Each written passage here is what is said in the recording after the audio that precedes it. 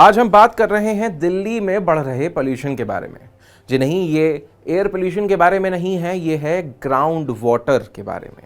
तो दिल्ली के आधिकारिक डेटा के मुताबिक यहाँ के भूजल के 13 से 15% सैंपल्स यूरेनियम से कंटैमिनेटेड निकले हैं और कई जगह वर्ल्ड हेल्थ ऑर्गेनाइजेशन की लिमिट से भी ज़्यादा।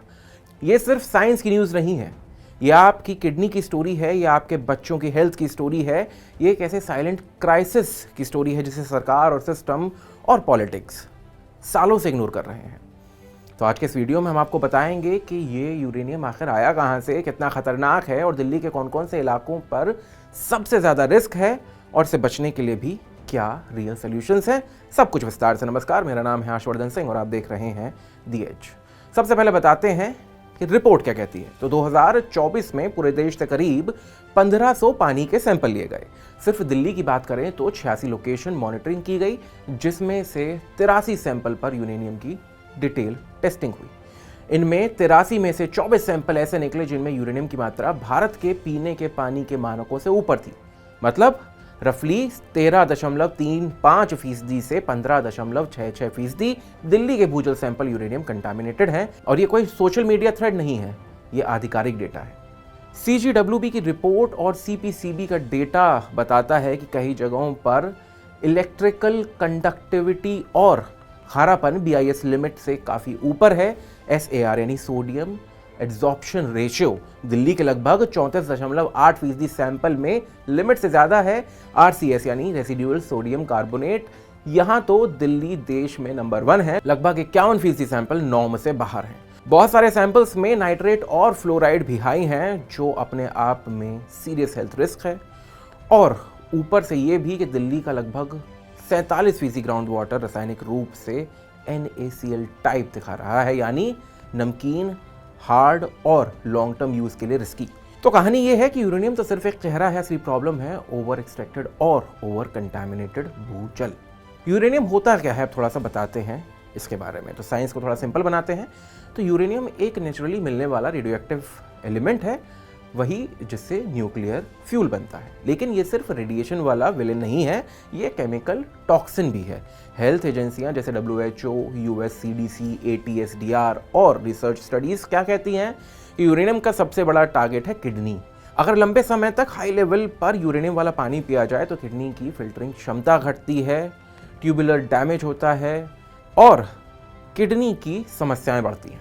रेडिएशन के बाद कैंसर रिस्क पर भी अभी रिसर्च चल रही है, पर केमिकल टॉक्सिसिटी का प्रूफ काफ़ी स्ट्रॉन्ग है। स्टैंडर्ड्स क्या कहते हैं? तो WHO और BIS दोनों ने पीने के पानी के लिए यूरेनियम की लिमिट 30 माइक्रोग्राम प्रति लीटर रखी है। भारत में पहले एटॉमिक एनर्जी रेगुलेटरी बोर्ड यानी ERB की लिमिट 60 माइक्रोग्राम प्रति लीटर थी, लेकिन बाद में BIS ने इसे सख्त कर दिया और WHO के बराबर ला दिया, 30 माइक्रोग्राम प्रति लीटर। दिल्ली के कई सैंपल्स में लेवल 30 माइक्रोग्राम प्रति लीटर से भी ऊपर है, यानी इंटरनेशनल और नेशनल दोनों स्टैंडर्ड्स के हिसाब से रेड फ्लैग है। CGWB की रिपोर्ट और जियोजेनिक कंटैमिनेशन पर बनी टेक्निकल रिपोर्ट्स एक चीज पर सहमत है कि नॉर्थ वेस्ट इंडिया एक यूरेनियम हॉटस्पॉट है और इसका बड़ा हिस्सा है जियोजेनिक कंटैमिनेशन। जियोजेनिक का मतलब है मिट्टी, चट्टान, ग्राउंड वाटर, एक्विफर की नेचुरल जियोलॉजी में ये यूरेनियम मौजूद है। पंजाब, हरियाणा, दिल्ली, राजस्थान, वेस्टर्न यूपी, इन इलाकों की मिट्टी और कुछ जगह ग्रेनेटिक जियोलॉजी में यूरेनियम साइलेंट बैठा रहता है, लेकिन वो अचानक पानी में घुलकर खतरा क्यों बन गया है? तो इसके पीछे 3 मेजर वजहें हैं। भूजल का गिरता स्तर यानी ओवर एक्सट्रैक्शन, जब आप ज्यादा से ज्यादा पानी पंप कर लेते हैं, वाटर टेबल नीचे चली जाती है, गहरी पुरानी लेयरों तक पानी पहुंचता है, वहां की चट्टानें यूरेनियम ज्यादा घोलने लगती हैं। ऑक्सीजन और केमिस्ट्री, डी प्लेट्स में जब ऑक्सीजन पहुंचती है तो यूरेनियम U4 से U6 फॉर्म में जाता है, जो ज्यादा सॉल्युबल है, कार्बोनेट और कैल्शियम के साथ मिलकर पानी में घुलता है। अब बात करते हैं दिल्ली की स्थिति की कि ये कितनी चिंताजनक है। तो शहर के पीने की पानी की मांग का बड़ा हिस्सा अभी भी भूजल से पूरा होता है, करीब 125 MGD यानी मिलियन गैलन्स पर डे भूजल का रोज निकालना। दिल्ली जल बोर्ड खुद करीब 5000 से 5500 ट्यूबवेल और रेनी वेल्स चलाता है। इसके अलावा प्राइवेट, इंडस्ट्रियल, इलीगल बोरवेल्स की कोई सटीक आधिकारिक गिनती नहीं है। पुराने डेटा में दिल्ली जल बोर्ड ने खुद माना था कि उसके करीब 20% ट्यूबवेल का पानी गुणवत्ता मानदंड से बाहर था, अलग अलग पैरामीटर्स पर। CGWB की नई रिपोर्ट ये बता रही है कि अब यूरेनियम भी कई जगह इस लिस्ट में शामिल हो चुका है। मतलब जहां जहां लोग बोरवेल या ट्यूबवेल का पानी सीधे पी रहे हैं, यहाँ जहां म्यूनिसिपल सप्लाई में भी भूजल मिश्रण आ रहा है, वहां लॉन्ग टर्म किडनी रिस्क को अनदेखा नहीं किया जा सकता। बात करें एक्टिविस्ट की कि वो क्या कह रहे हैं, तो एक एक्टिविस्ट पंकज कुमार ने दिल्ली जल बोर्ड, लेफ्टिनेंट गवर्नर और दूसरे अधिकारियों को लेटर लिखकर 2 डिमांड की हैं कि दिल्ली जल बोर्ड जितने भी ऑपरेशनल ट्यूबवेल और रेन्यूवेल्स हैं, उन सब की वाटर क्वालिटी रिपोर्ट 6 महीने से पुरानी ना हो, पब्लिक पोर्टल्स पर डालें। लोगों को जानने का अधिकार है कि उनके घर में जो पानी आ रहा है वो किस क्वालिटी का है, ये उनका फंडामेंटल राइट है। दूसरी तरफ अर्थ वॉरियर जैसे एनजीओज ने लेफ्टिनेंट गवर्नर को लिखा है कि सिर्फ यूरेनियम नहीं, दिल्ली के भूजल में high nitrate, fluoride, salinity, heavy metal सब है। इसका संयुक्त प्रभाव fluorosis, blue baby syndrome, kidney damage, यहाँ तक कि कैंसर तक जा सकता है। दिल्ली जल बोर्ड का दावा है कि अक्सर ये होता है कि जो पानी आपूर्ति नेटवर्क से जाता है वो प्रोसेस्ड और सुरक्षित है, लेकिन सवाल ये है कि क्या ये गारंटी हर कॉलोनी, हर ट्यूबवेल, हर आधिकारिक क्षेत्र के लिए बराबर है? CGWB का डेटा कहता है नहीं, और यहीं से शुरू होती है ट्रांसपेरेंसी की लड़ाई। अब कितनी मात्रा हानिकारक है, डेंजरस है, बात करते हैं इसकी। तो WHO की गाइडलाइंस कहती है 30 माइक्रोग्राम पर लीटर, और वहीं BIS यानी इंडियन स्टैंडर्ड्स भी उसी लिमिट को मानते हैं, 30 माइक्रोग्राम पर लीटर। अब अगर बात भाभा एटॉमिक रिसर्च सेंटर यानी बार्क की करें, तो उनका कहना है कि 30 माइक्रोग्राम प्रति लीटर बहुत स्ट्रिक्ट हो सकता है, और ये भी उनका 2024 का था। 60 माइक्रोग्राम प्रति लीटर तक सेफ माना जा सकता है, वरना हम बिना एक्चुअल हेल्थ बेनिफिट्स के बहुत महंगी प्योरिफिकेशन टेक्नोलॉजी लगाने पर मजबूर होंगे। इससे कंट्रोवर्सी उठी। पब्लिक हेल्थ रिसर्चर्स, WHO के वैज्ञानिक बोले कि प्रिकॉशनरी प्रिंसिपल फॉलो करना ज़्यादा बेहतर है। लंबे समय तक लो डोज एक्सपोजर के जोखिम को हल्के में नहीं लेना चाहिए। दिल्ली के संदर्भ में बात बेहद आसान है।